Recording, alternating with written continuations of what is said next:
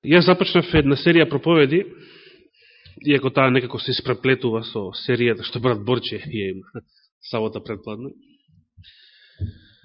И оваа моја серија уште од август, а и мијатата сабота, и сега ќе продолжиме, во врска со светињата на светињите, има за цел, преку истакнување на предизвиците со кои што се соочува адвентизмот денеска, пред се на доктринално поле, да ве предизвика и вас да размислувате. А тоа значи да размислувате со своја глава. Ако не размислувате, значи дека верувате на луѓе. Верувате на авторите на некои книги што сте ги прочитале. Верувате на тоа што ќе ви го каже пасторот. Верувате на тоа што е запишано, да речеме, во некои официјални документи на Адвентистичката црква и така натаму и така натаму. Дали верувате на Библијата, се постава прашање. Верувате на Библијата, за да и верувате, треба да бидете упатени во неја. А Библијата не е таков документ кој што може површно да се осознае.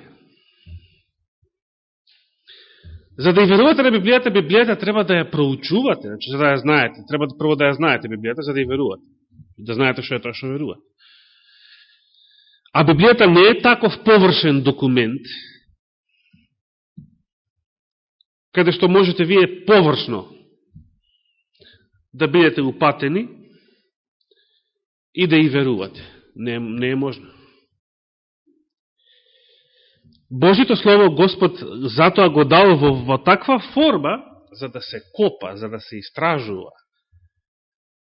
Споредено со благо, со бисер, скапоцен, нешто закопано длабоко во земја.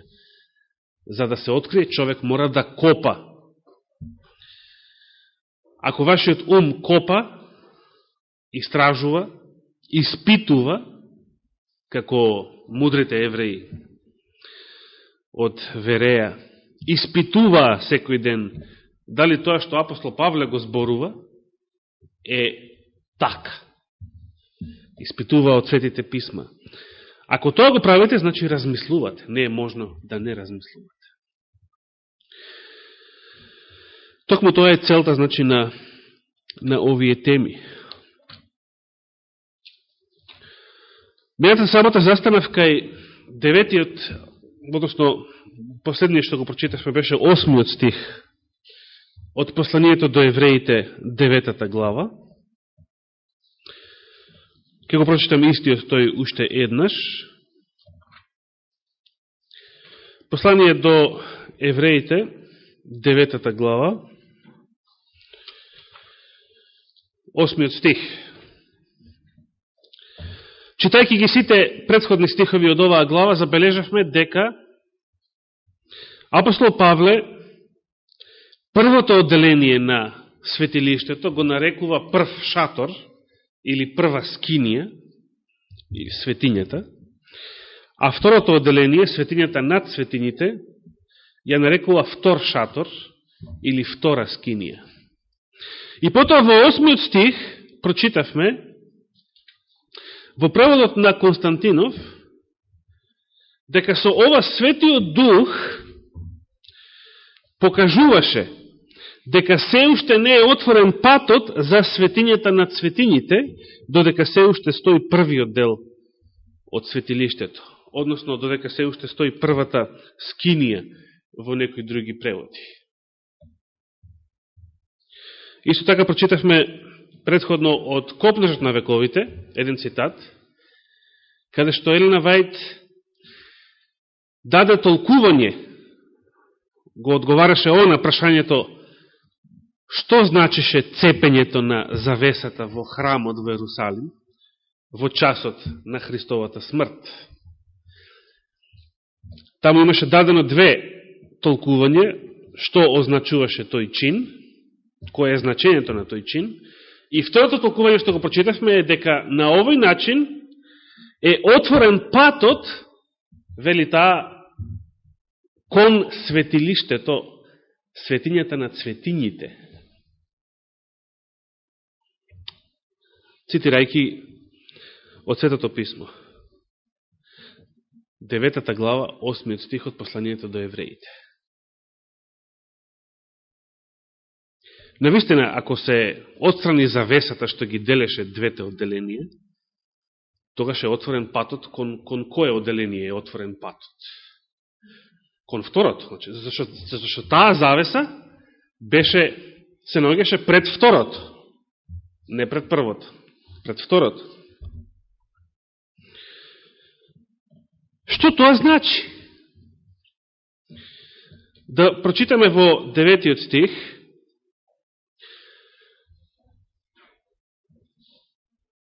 Значи, последната мисла од 8 е, значи, дека патот за светињата на цветињите се уште не е отворен, додека стои првата скинија, односно првиот дел од светилиштето. И до сега 9 вели, кој е символ на сегашното време, во кое се принесуваат дарови и жртви кои не можат да го направат совршен по совеста, оној што служи. Според апостол Павле, на што е символ, на што била символ првата скинија или првиот дел од светилиштето, светињата? Символ на сегашното време, вели, во кое се принесуваат дарови и жртви кои не можат да го направат совршен по совеста, оној што служи. А во претходниот стих вели дека се додека стои првата скинија, односно се додека постои светињата, а постоела се додека постои завесата, пред која што ја одделува нејзе од светињата на светињите, Светиот Дух на тој начин покажувал дека се уште не е отворен патот за светињата на светињите. Што е значењето на овие зборови?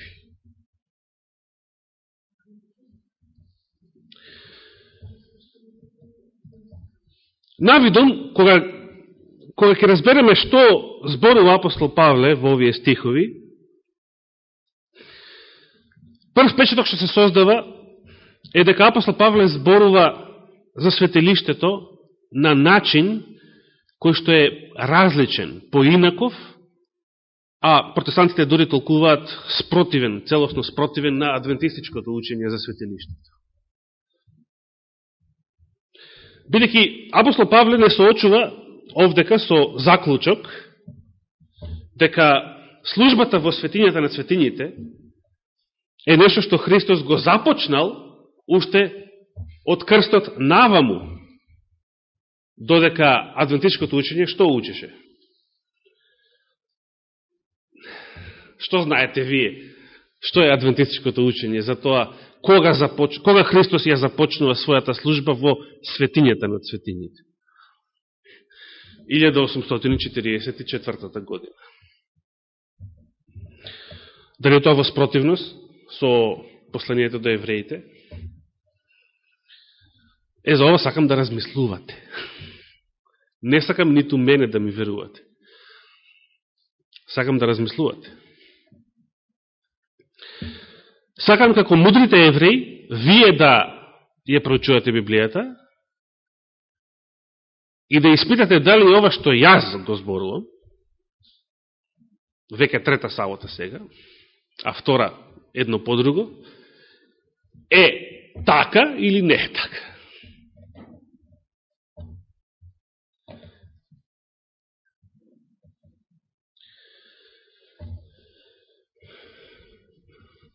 Пред да се соочам јас со лично проучување на оваа глава и на наредната, 10-та, бидејќи тие се некако споени, зборуваат за иста тема. Јас исто така имав едно површно разбирање на овие две глави. Со било каков контакт со кој што доаѓав, значи во кој што доаѓав со нив, било кога претходно во мојот верски живот. Мојата површна упатеност на овие две глави е она што е карактеристика за поголемиот дел адвентисти денеска, како што имам забележено. Едноставно, тие сметаат дека модерните библиски преводи, како кај нас да речеме, што го цитиравме, преводот на Константинов, грешат што во 8 стих преведуваат светињата над светињите. Досега повеќето адвентисти знаат и се задоволуваат со тоа, и често пати го повторуваат тоа, го преповторуваат, некој го прочитал во некоја книга, не го слушнал од проповед, па го преповторува без многу лично проучување,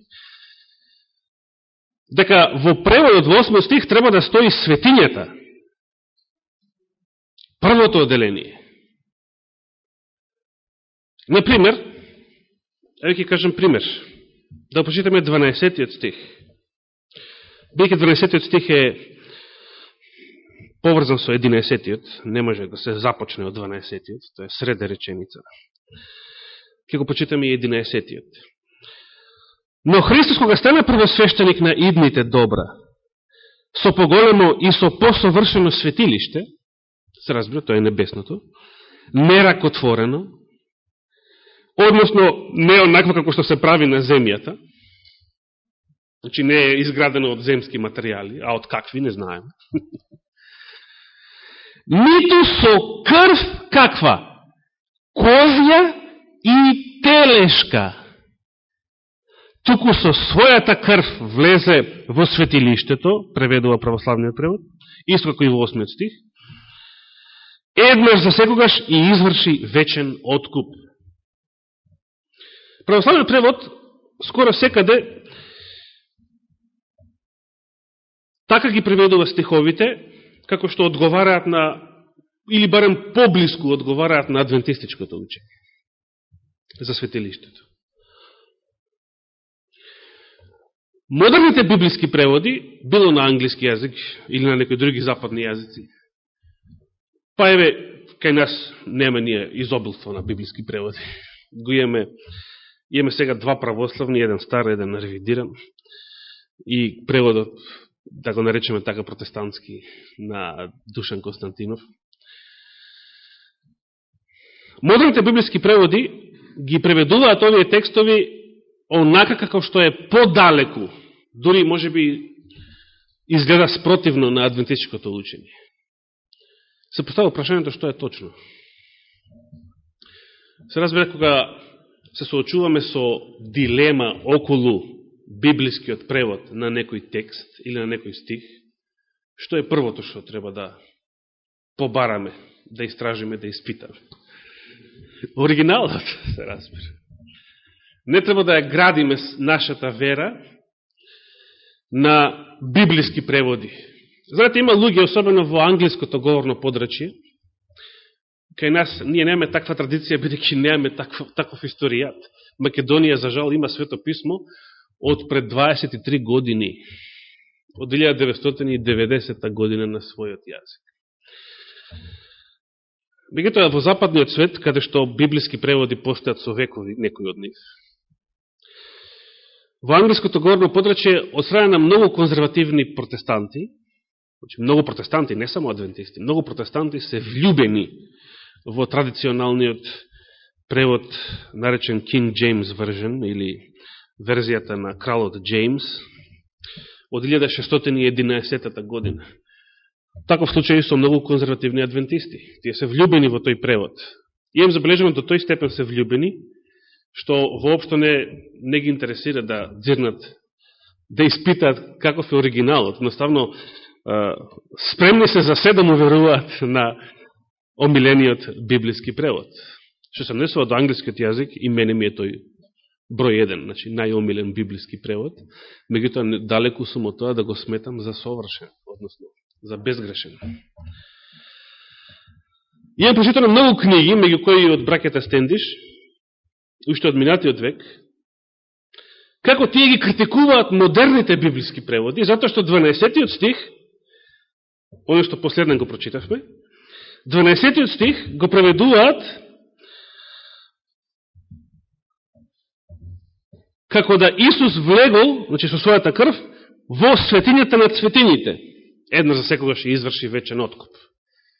И сега, повеќето адвентисти, значи, ги критикуваат модерните, новите библиски преводи, кои што така го преведуваат текстот, и се повекуваат на преводот, на стариот добар превод на кралот Джеймс, кој што текстот го преведува, 12-тиот стих го преведува, дека Исус влегол во светото место, или светињата. Кај нас ревидираниот православен превод во светилиштето, исто како и во 8-тиот стих.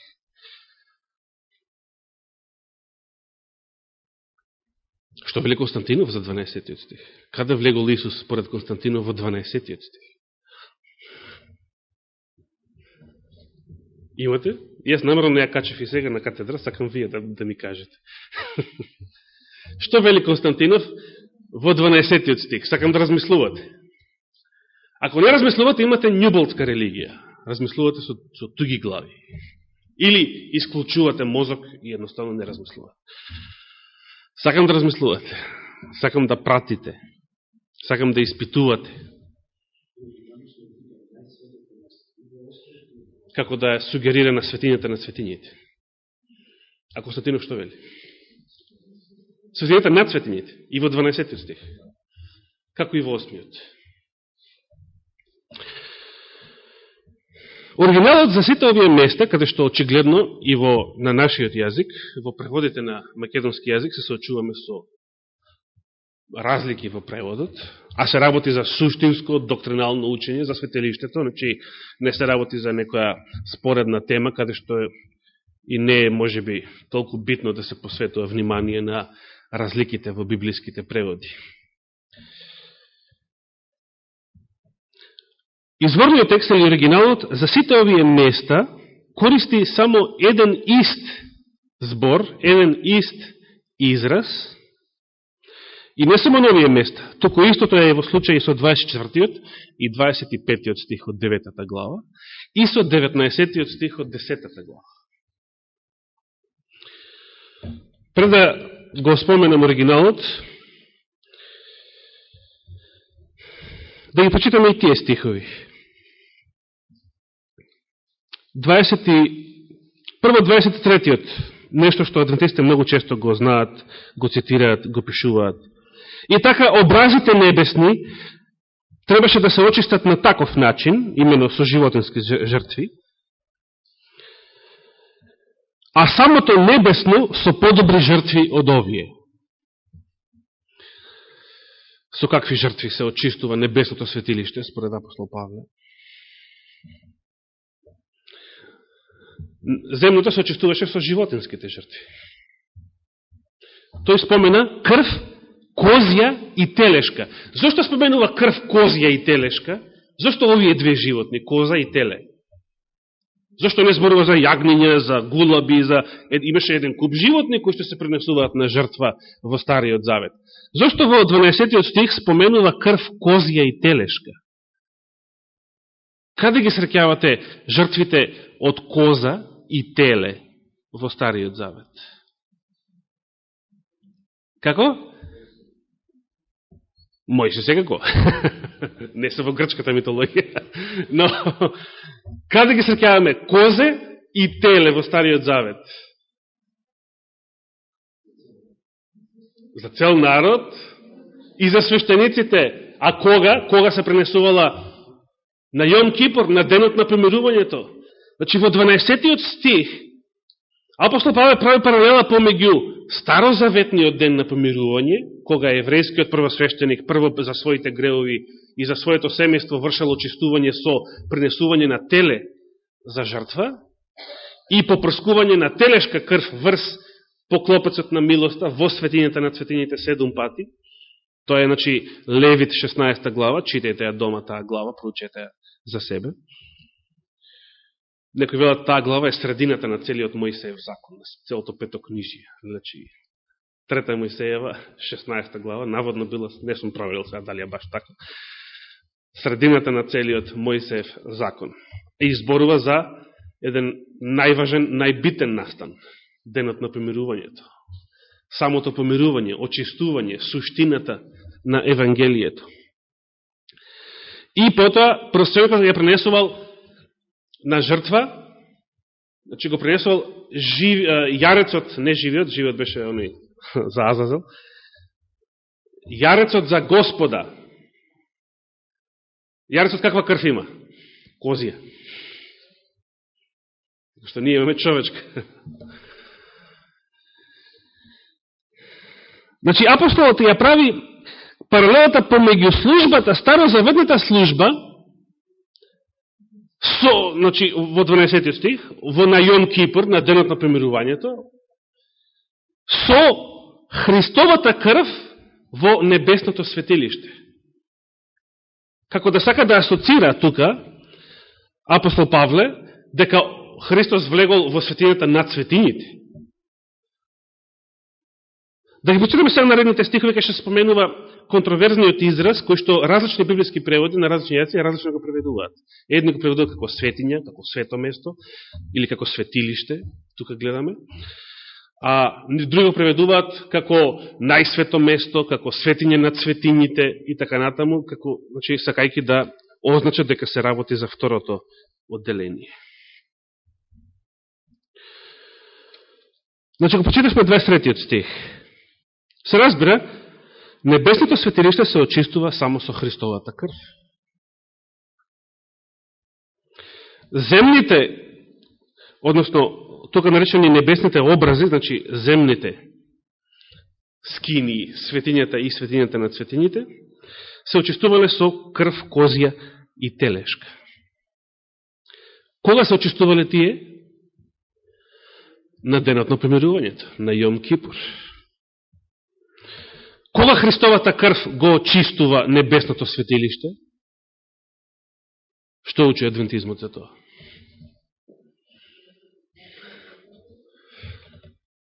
Да, интересен одговор. Кога Исус ќе се покаже пред Отецот, тогаш врши очистување на небесното светилиште. Што учи адвентизмот? Кога се очистува небесното светилиште? Кога започнува Јом Кипур или денот на помирувањето? 1844 година. Така учи или не учи така? Да не отвараме голема борба и еден рани спис и еден куп други текстови, кај што навистина така учи.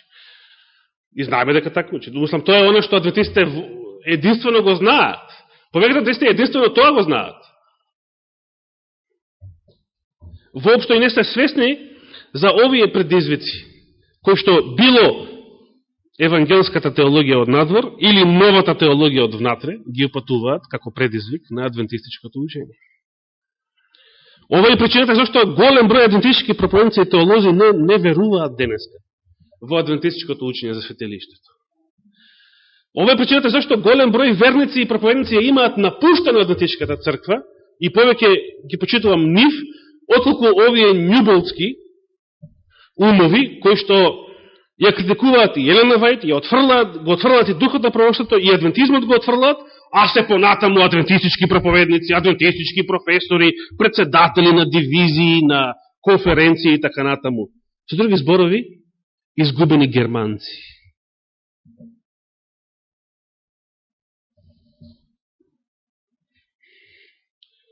А што сме ние?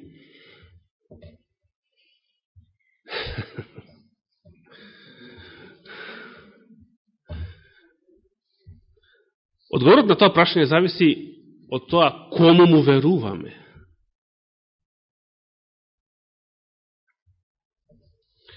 Дваесет стих вели, зашто Христос не влезе во ракотворено светилиште, кој е само образец на вистинското, туку во самото небо, за да се јави сега пред лицето на Бога за нас.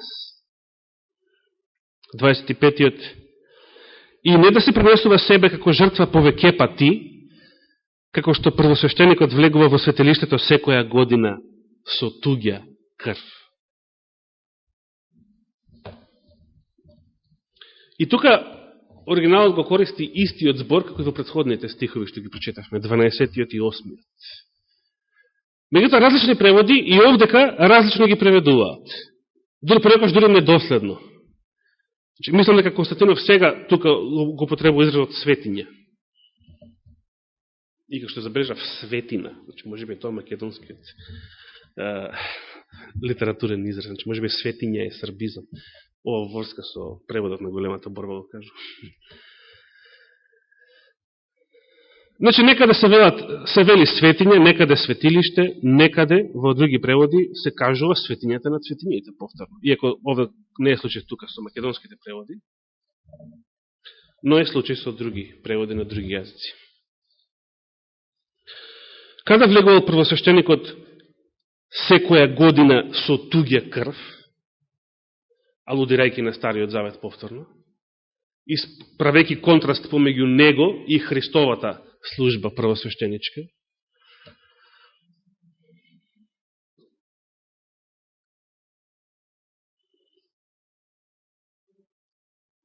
би сакал Трајче да ми одговори. Гледам те фаќа дрмка, би сакал да ми одговори.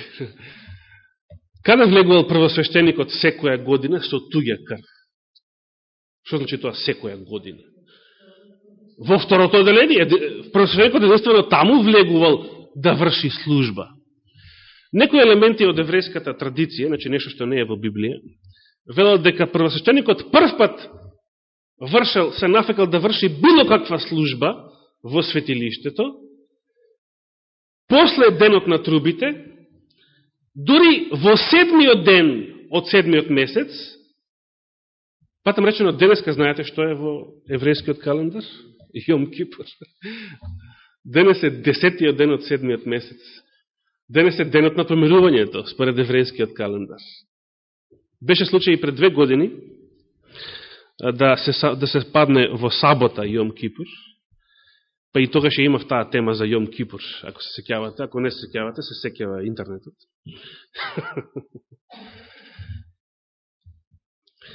И денес е Јом Кипур. Повторно паралела помеѓу старозаветната служба за Јом Кипур и Христовата служба во небесното светилиште, со својата крв. Значи, контрастот е, првосвещеникот влегувал со туѓа крв, а и таа крв не вршала никакво помирување во стварност, не може крв козија и телешка да врши помирување, вели апостол Павле, или да врши очистување, или да отпушта гревови. Тоа посебно го истакнува во 10 глава. Туку со својата крв.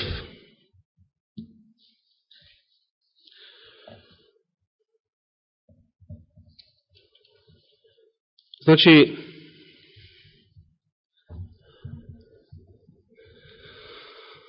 се работи за дилема, но од околу, читајќи ги останатите елементи што апостолот ги наведува, како да упатува и тој самиот, како да сугерира дека Христос влегува во светињата на светињите и дека таму врши некаква служба со својата крв. Инако не ја доврши претходната мисла. Според еврејското предание, првосвещеникот, дури на 7-миот ден од 7-миот месец, значи само 3 дена пред Јом Кипур, прв пат се зафаќа со било каква работа во светилиштето. Имено тие 3 дена тој ги поминувал заедно со другите свештеници во службата на одржувањето на седумкратниот светилник, чистењето, обновата на маслото во нив, бидејќи тоа светилникот требал постојано да гори, и задача на свештениците била постојано, будно, да пазат, кога ќе снема масло, да не се изгаси светилникот, никогаш да не се изгаси целиот, туку, секогаш, барем некој крак, секогаш да гори, за да седумкратниот светилник постојано гори, постојано дава светлина. И таму кога треба, да му се замени маслото. Ова го правеле секој ден левитските свештеници. Тоа морало секој ден да се пази, секој ден да се прави. Се разбира. Првосвещеникот само на 7-миот ден, само 3 дена пред Јом Кипур. Видите каква работа имал првосвещеникот. Оние некога му давале 10 сите други левити, сите други свештеници. Тој работал 3 дена во годината. Ке речеме. Онака површно. Од 7-миот ден на 7-миот месец до 10-тиот ден на 7-миот месец, и тоа било се навидно. Едно споменав Дали знаете која била неговата работа во останатиот дел од годината? Повторно тоа е информација од еврејското предание. Тој бил наречен крадец во ноќта. Другите свештеници се плашеле од него, затоа што целиот преостанат дел од годината, еврејскиот првосвештеник бил еден вид полицаец, кој што пази, особено во текот на ноќта, тие што дежурале во ноќната смена, дали другите свештеници исправно ја вршат својата работа. Тоа била целата негова работа во останатиот дел од годината, освен овие 3 дена што ги споменав. Само во овие 3 дена, лично тој имал работа во светилиштето, како и другите свештеници, а само тој во 10-тиот ден од 7-тиот месец во второто одделение светињата над светињите.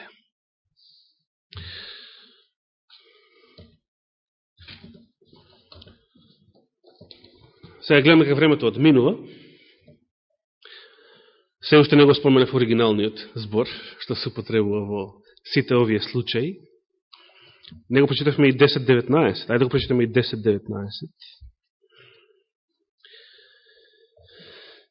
10 глава, 19 стих, апостол Павле вели: и така, браќи, кога имаме слобода да влегуваме во светилиштето преку крвта на Исус Христос, по нов и жив пат, што тој ни го отвори низ завесата, односно преку своето тело. Апостол Павле во 19 стих зборува дека самите христијани преку вера може да влегуваат во светилиштето преку крвта на Исуса Христа низ завесата. Повторно имаме разлика во библиски преводи. Некои преводи ова го преведуваат со светилиште, некои преводи го преведуваат со светиња, а некои преводи го преведуваат со светиње над светињите. Дури и старата англиска верзија на кралот Джеймс, како и во 9 глава 8 стих, и тука и дури и таа верзија го преведува овој стих со светиње над светињите.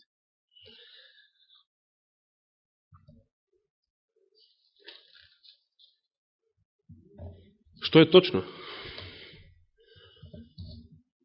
Ајде пред да се зафатиме со оригиналот, да видиме, а што сугерираат околните елементи од текстот.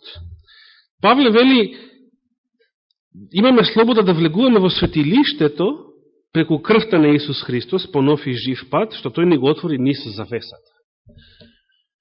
Каде е тоа? Се споменува завесата. Која завеса се споменува? Каде влегол Исус, во светињата или во светињата на светињите? Каде се наоѓал Исус во време кога било пишувано ово послание? Во светињата или во светињата на светињите? Меѓутоа адвентизмот учи дека бил во светињата, нели? Дори 1844 година тој ќе влезе во светињата над светињите. Се соочуваме со проблем. Што е точно? Тука сакам да размислувате. Сега ќе поставам едно прашање, ќе морам да продолжам другата сабота.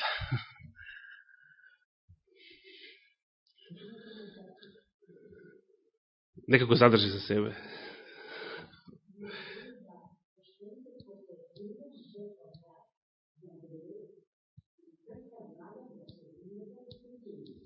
Добро. Благодарам.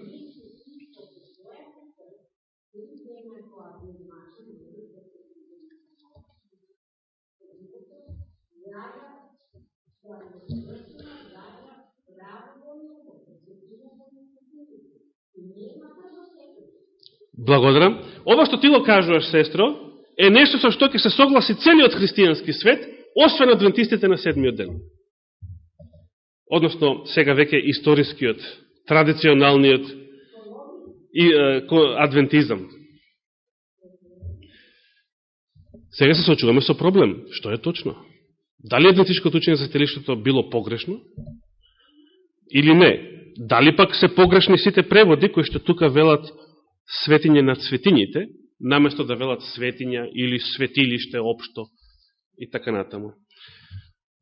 Имате време да размислувате недела дена, до следната сабота. Јас би сега да прочитам еден текст и сега да ја прашам дали се согласувате со тој текст. Текстот гласи вака: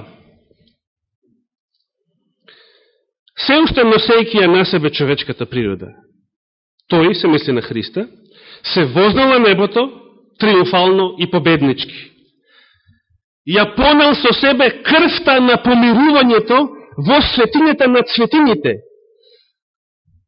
Попрскал со неја, значи со својата крв, врз поклопецот на милоста и врз својата облека и го благословил народот. Согласувате со ова или не? Зошто не? Добро, нема врска тоа. Може би се работи за церемонија, за очистување на самото светилиште. Не значи дека тој е грешен. Тоа е споредно. Дека он врши очистување од своји гревови или помирување од своји гревови.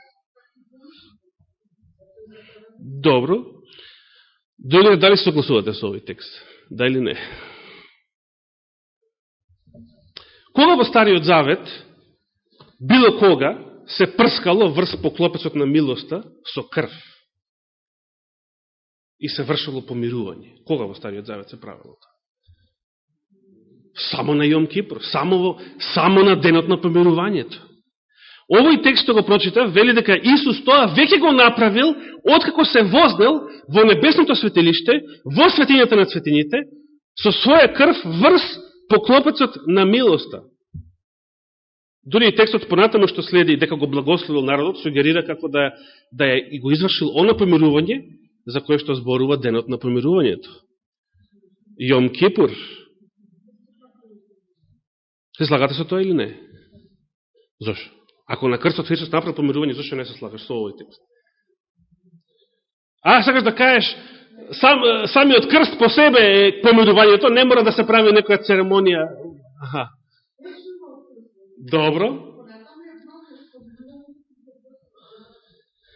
Добро, интересно размислување. Има многу адвентисти што и вака размислуваат. Благодарам. Сите овие реакции ме радуваат затоа што покажува дека размислуват. Се разбира, треба да размислувате и понатаму. Да проучите подлавок. Да, отколку да бидете њуболски ориентиран верник, кој што исклучил мозок и едноставно се треба.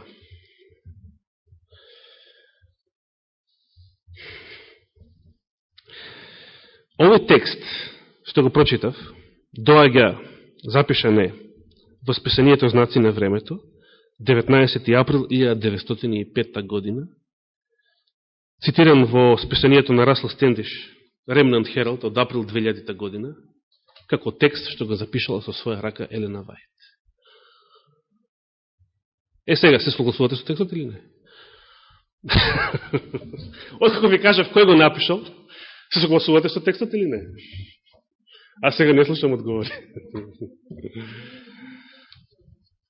Се разбира, ние ќе продолжиме со проучување на библискиот текст следната сабота.